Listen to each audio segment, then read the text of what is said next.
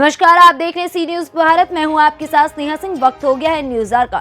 आए दिन हो रहे अत्याचारों से परेशान होकर ईसाई समाज के संयुक्त ईसाई महासंगठन ने जिलाधिकारी बरेली को ज्ञापन देते हुए ये अपील की है कि उनके समाज में हो रही क्रूरता और बर्बरता को रोका जाए, क्योंकि ईसाई समाज बहुत ही शांति प्रिय समाज होता है। ये किसी से किसी बात में लड़ाई झगड़ा नहीं करता, बल्कि ईसाइयों के गिरजाघर में या इनकी प्रार्थनाओं में हर जगह पर लोगों को शांति के लिए समझाया जाता है। अन्य दंगाई लोग आकर इनको परेशान करते हैं, इनको मारते हैं और गलत तरह के प्रार्थना पत्र देकर और इनके ऊपर गलत इल्जाम लगाकर एफआईआर कराते हैं और फिर इन्हें जेल भेजा जाता है।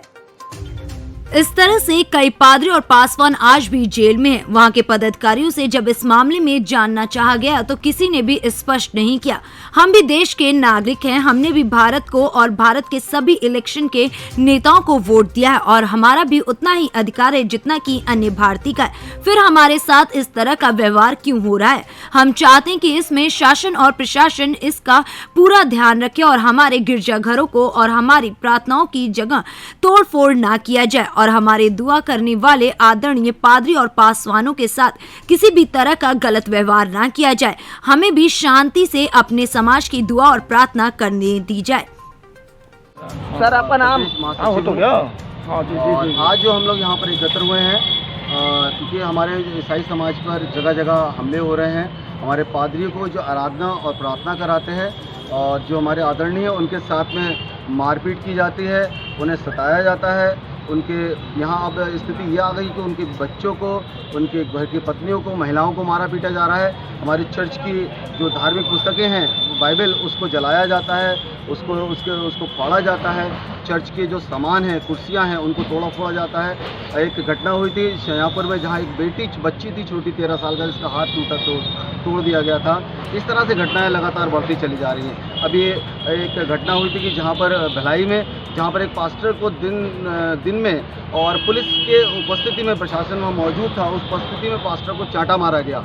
ये बड़ी अशोभनीय हमारे भारत समाज के लिए बात हुई है, भारतवर्ष के लिए बात हुई है, क्योंकि हम देखते हैं कि भारत का जो संविधान है, उसके भारत के संविधान के अनुच्छेद की धारा 25 से 28 तक हम पढ़ते हैं। 25, 26, 27, 28 में हर एक व्यक्ति जो भारत का नागरिक है उसको उसके धार्मिक जो गतिविधियां हैं, जैसे प्रार्थना करना, याचना करना या आराधना करना, उसके स्वतंत्रता भारत सरकार ने दी है, संविधान देता है हमको। लेकिन उसका हनन हमारे लिए समाज पर हो रहा है। हमारे समाज से सौतेला व्यवहार किया जा रहा है। हम अपने ही देश में, जिसके हम नागरिक हैं, जिसमें हमारे पुरखाओं ने हमारे इस देश की आज़ादी में भाग लिया, और हम आज असुरक्षा की भावना हमारे देश, हमारे समाज में, मसीह समाज में व्याप्त है, क्योंकि जो शासन और प्रशासन है हमारी नहीं सुनता।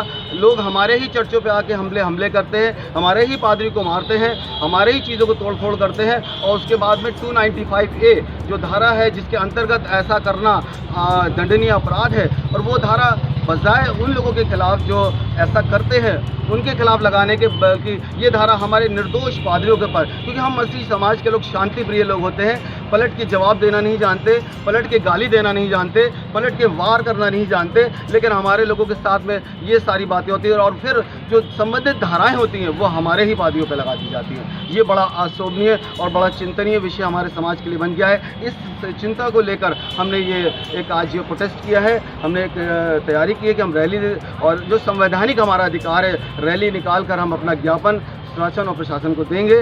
और यहाँ से चल के 11:30 बजे का टाइम हमने दिया है, जहाँ पर हम पहुँचेंगे, डीएम महोदय को ये ज्ञापन देंगे, और डीएम महोदय के थ्रू हम महामहिम राष्ट्रपति महोदय, महामहिम प्रधानमंत्री जी, गृह मंत्रालय और आपके मुख्यमंत्री जी और आपके हम डीएम महोदय को ये ज्ञापन सौंपेंगे। आज आप कलेक्टेड आए, क्या पूरा मामला है, किस विषय में कलेक्टेड आए? आज ईसाई समाज, हमारा क्रिश्चियन समाज बहुत ही दुखी है, शोकित है, क्योंकि पिछले लंबे समय से आप लोग ये देख रहे हैं कि हमारे जितने भी धर्मगुरु हैं वो चर्चेस में प्रार्थना करते हैं, वो अपने घरों में प्रार्थना सभा चलाते हैं। कोरोना के काल में भी बड़े प्रोटोकॉल के साथ में, फिर भी कुछ एलिमेंट्स हैं जो एंटी एलिमेंट्स हैं, जिनको हम कह सकते हैं असामाजिक तत्व हैं, वो किनकी परमिशन से घरों में घुस आते हैं, चर्चेस में घुसते हैं, मारपीट करते हैं और झूठे आरोप लगाते हैं कि धर्म परिवर्तन करवाया जा रहा है, और बिना छानबीन के उनको थाने ले जाया जाता है।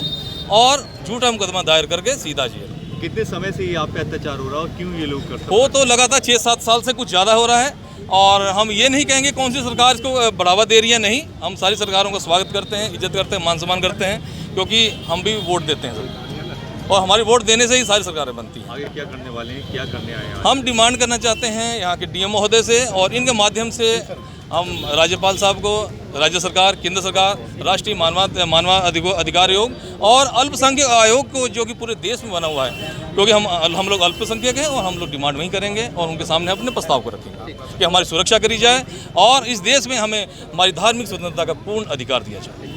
बरेली से सी न्यूज संवाददाता नीरज सिंह के साथ संगीता सिंह की रिपोर्ट। फिलहाल इस खबर में बस इतना ही। देश विदेश के ऐसे तमाम खबरों को देखने के लिए बने रहें सी न्यूज भारत के साथ। हर खबर आपके साथ, आपके हाथ।